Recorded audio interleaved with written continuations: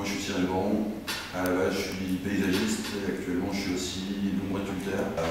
Donc du coup, lombriculteur c'est éleveur de lombriques.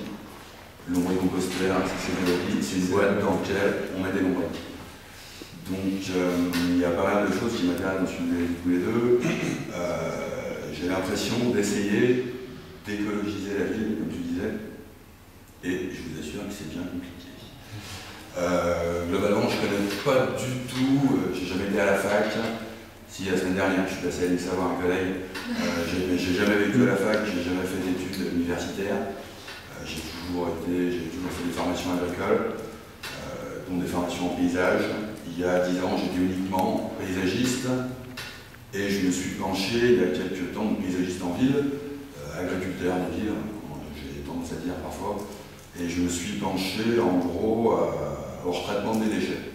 Je me suis rendu compte en tant que paysagiste qu'on a énormément de déchets. On tombe des herbes, on fait du broyat, il y a des périodes comme en ce moment, là au printemps, où on va faire que transporter du déchet. Le but premier était sans doute économique, à savoir quand vous emmenez des déchets dans un centre de retraitement en ville, il faut faire des bornes pour y aller, et ça vous coûte globalement entre 50 et 60 € la tonne. Donc je me suis dit, et parallèlement, en fait, vous amenez des déchets verts qu'on va vous revendre en gros en compost derrière. Quand vous allez dans une jardinerie acheter du compost en sac, il y a des gens qui sont assez bien organisés, qui ont réussi à vous revendre ce que vous leur avez, ce qu'ils vous ont fait payer pour le collecter 2 mois avant. J'étais en plus, en tant que paysagiste, pas tellement content de la qualité de ces composts, donc en gros, je cherchais à faire mieux. Je me suis retrouvé dans une situation où j'étais pas mal renseigné sur le lombricompostage et la lombriculture. Je fais un distinguo, lombricompostage, retraitement de déchets organiques par les vers, lombriculture, élevage de vers. Quand mon frangin, du coup, il y a 6 ans, a repris un centre équestre à Mirabeau-Genève. Donc ça tombait un peu idéalement, le fumier de cheval, c'est le milieu idéal pour élever des vers. Et j'ai essayé. Ça a pas mal marché. J'ai fait ça pendant 2 ans. Suite, 2 ans après, je me suis rendu compte qu'il y avait effectivement possibilité, avec les fameuses boîtes en plastique qu'on appelle donc lombricomposteur, c'est pas moi, c'est les boîtes, de retraiter pas mal de déchets urbains. Donc j'ai contacté un vendeur plastique qui vendait les fameuses boîtes, j'ai commencé à lui acheter des boîtes et à revendre, à essayer de revendre ça donc, avec mes verres à des Lyonnais. J'ai vu qu'il y avait pas mal d'engouement de la population. Je constate, et je vends toujours ces produits, par contre c'est des produits qui sont super chers et éthiquement, je pense quelque part que c'est pas vraiment à la population de payer ces produits-là, vu que les gens payent déjà leur taxe sur les ordures ménagères. J'avoue que je me suis pris au jeu en fait. C'est pas passionnant d'élever des vers. Enfin, c'est pas passionnant comme ça de but en blanc, moi je trouvais ça assez passionnant justement. Mais c'est vrai que quand on pose ça sur papier, le verre d'Android, ça fait pareil. Je me suis du coup, après, un petit peu intéressé, plutôt que de mettre une boîte, donc un lombricomposteur dans chaque foyer, à ce qu'on appelle aujourd'hui des lombricomposteurs collectifs, qui sont vraiment moins connus. Quand on parle de lombricompostage, généralement, chez les urbains, on parle justement d'une petite boîte que chacun doit avoir dans sa cuisine, et ça terrorise les gens, parce que le premier retour des gens, c'est pas les vers vont se sauver.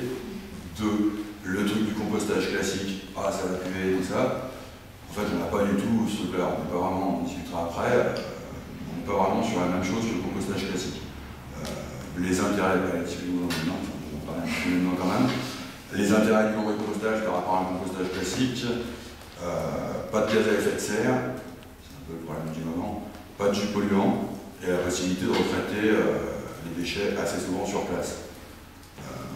Quand je parle d'un centre équestre, quand je suis arrivé sur le centre équestre dont je parlais tout à l'heure à Mirabeau-Genève, chaque semaine, ils avaient 2 bennes qui partaient avec des camions, en fait 2 bennes de 30 mètres cubes, qui étaient retraitées donc, en compostage classique.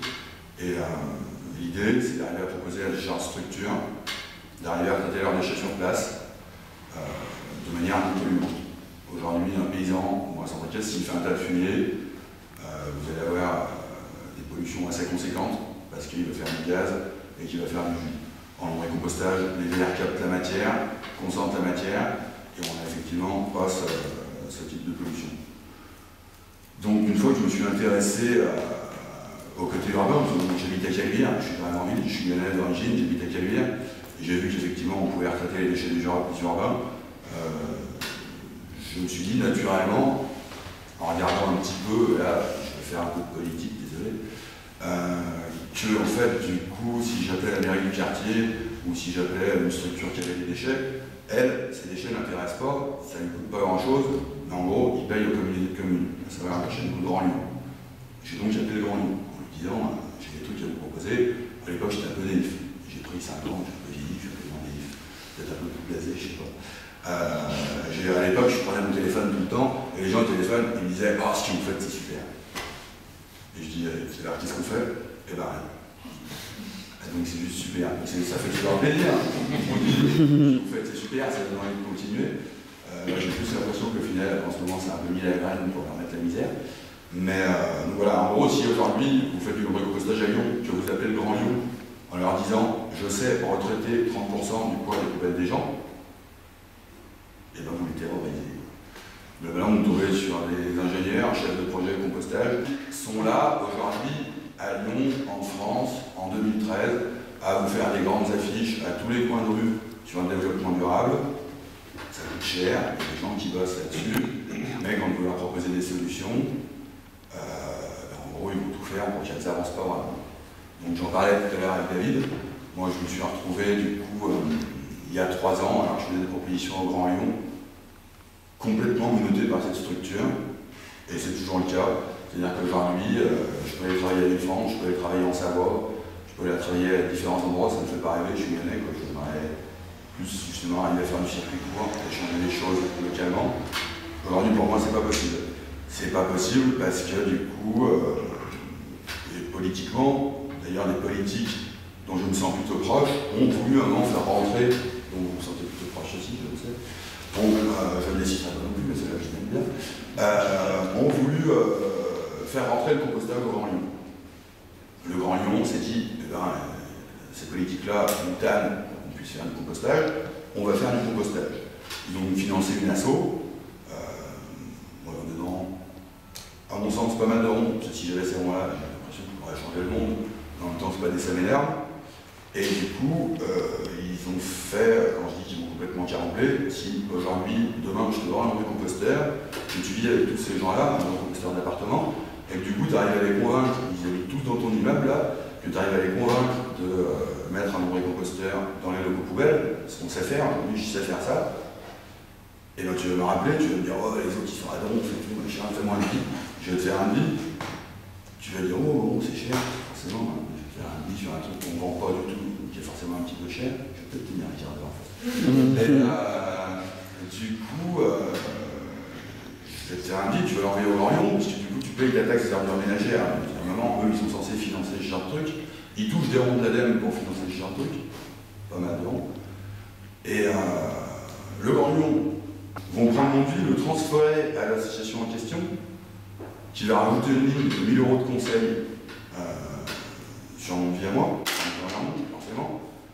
Alors qu'ils font du conseil en compostage, mais ils n'ont jamais mis un verre, ni fait quoi que ce soit avec un brique, mais ils ont du conseil, c'est souvent ça le conseil qu'on vit. C'est parce qu'ils veulent nous aider à écologiser la vie. Quand tu vas recevoir un ton de vie de cet asso-là, tu vas contacter le Grand Lyon, tu auras le bon de vie, ils vont financer à 50%. Ça, c'est quelque chose qui m'arrive assez fréquemment. Ça m'est arrivé il y a 2 ans. En gros, je n'ai pas le droit de travailler, je suis 2 fois plus cher que les concurrents, qui sont d'ailleurs financés, et un peu des concurrents pas toujours très loyaux. Mais bon, je suis un petit artisan, je ne fais pas de procès de la concurrence déloyale. Tout ça pour dire qu'à un moment, du coup, le composteur en question, que tu voulais vraiment, toute ta copropriété voulait vraiment, ça fait 2 ans, et tu l'auras pas. Parce qu'il n'a toujours pas été installé, et du coup, on est un peu dans cette problématique-là. Aujourd'hui, en compostage à Lyon, j'ai l'impression de ne pas avoir le droit de travailler. Aujourd'hui, je suis un peu sollicité par les paysagistes. J'aurais tendance à dire, heureusement qu'il y a des privés qui me permettent de continuer. Donc, depuis 5 ans que je fais du compostage, je finance cette activité par mon activité paysage. Donc, en gros, tous mes collègues paysagistes sont pleins de monde. On en finit de moins en moins. Et par contre, j'ai l'impression de résister. Et c'est dur de créer quoi que ce soit. Enfin, avec cette problématique politique, je trouve que c'est quand même dur de créer quoi que ce soit. Donc j'ai l'impression d'avoir plein de solutions pour écologiser la ville. Au niveau déchets, retraiter 30% des poubelles des gens, retraiter les déchets des paysagistes. Du côté paysage, apprendre à des gens à réutiliser leurs déchets sur site. Il y a vraiment pas mal de camions en fait sur les routes. Il y a vraiment possibilité, aujourd'hui, Grand Lyon vient de cramer 480 000 € en études pour reconstruire 2 incinérateurs. Moi, je fais partie des gens qui sont convaincus qu'en prenant les choses de la bonne manière, on peut en construire qu'un. Un incinérateur, c'est 300 millions d'euros. Juste la problématique, et effectivement, après j'arrêterai de me plaindre, je trouve qu'on est des vendeurs d'autonomie et qu'on ne rapporte pas de l'argent aux bonnes personnes. Voilà. Pour finir sur les produits lombricomposteurs, si demain vous arrêtez, il faut arrêter, si demain vous arrêtez de mettre vos déchets dans vos poubelles, parce que c'est important aussi, moi je suis animateur nature, vous avez appris ça à l'école, moi je fais des animations maintenant dans les écoles, pareil, ça ne me rapporte pas une thune, les assos sont subventionnés, mais j'y vais quand même parce que j'ai des choses à dire. Si vous arrêtez de mettre 30% du poids de votre poubelle dans un sac qui va finir enfoui ou incinéré, c'est dans la région où vous habitez, on va derrière réussir à faire de l'agriculture biologique. Aujourd'hui, l'agriculture biologique, qui est un truc sur le papier qui fait rêver tout le monde, on n'y arrivera pas. Moi je travaille avec des paysans, parce que du coup je fais du lombricompostage. Là actuellement j'ai déménagé du centre-Thiest. Ça fait virer. Mais en gros, si vous voulez aujourd'hui être agriculteur bio et que vous cherchez des composts bio, mon collègue qui achète du coup, il y a peut-être 200 tonnes par an de compost, souvent on prend des trucs qui viennent de Nantes. Donc il faut arriver. Je navigue dans 2 milieux, je navigue en ville, où des fois je ne comprends pas beaucoup les gens, et je navigue à la campagne, des fois je ne comprends pas beaucoup les gens. C'est quand même un peu compliqué. Et à un moment, tu parlais d'écologie de la ville, tu parlais d'agriculture vivrière, il va falloir qu'à un moment ces 2 milieux-là se regardent, que la ville accepte que le paysan, c'est pas forcément un crétin qui fait que mettre des pesticides dans sa bouffe, c'est aussi un gars qui n'a pas le choix de faire autrement, quoi. Et le jour où on arrivera à retraiter ces 30% d'organique et à les valoriser en agriculture, on lui donnera le choix de faire autrement. Aujourd'hui, ils ne l'ont pas, et du coup, on bouffe de la merde, parce qu'ils n'ont pas le droit de produire quelque chose de propre. Le bio en France, c'est 3% des agriculteurs. Bon, je vais encore un peu taper sur les turbins. Les gens en ville disent que le bio, c'est un truc de bourgeois, de bobo, de riche, de tout ce que vous voulez, parce que c'est plus cher. Et une fois de plus, moi j'appelle ça diviser pour mieux régner. Les politiques, pour ne pas faire avancer cette problématique-là, parce qu'une fois de plus, ça ne rapporte pas de l'argent aux bonnes personnes, vont avoir tendance à appuyer un peu là-dessus. Ouais, le bio. Moi j'ai super souvent des gens au téléphone qui me disent que c'est pas le bio qui brûlera la planète. Je suis convaincu du contraire. Mais en gros, il faut vraiment arriver pour faire exploser le bio, à le respecter et à pouvoir travailler concrètement avec des gens qui veulent faire ça correctement. Le bio est plus cher aujourd'hui, en 2013, année de la réforme de la PAC, et je finirai là-dessus. Le bio n'est pas financé aujourd'hui en France.